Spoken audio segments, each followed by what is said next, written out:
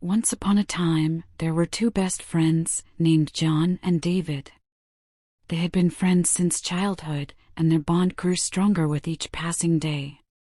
One day, John moved to another city with his family.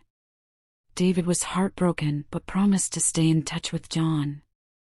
They wrote letters to each other every week, and David eagerly waited for John's reply.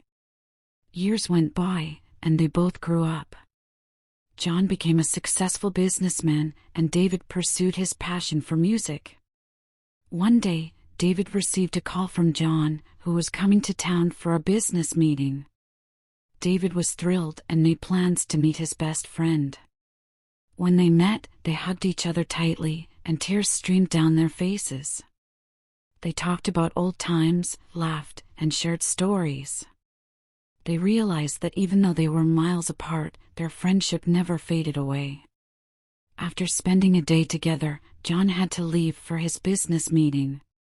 Before leaving, he handed over an envelope to David and said, "Open it when I'm gone."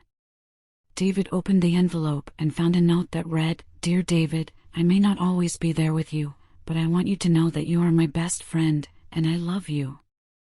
Please find a check for $1 million inside this envelope.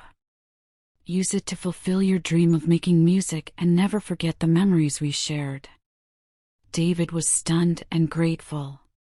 He knew that his friend had always believed in him, and this act of kindness proved it. He used the money to build his own recording studio and went on to become a successful musician. Years later, when John retired, he moved back to his hometown.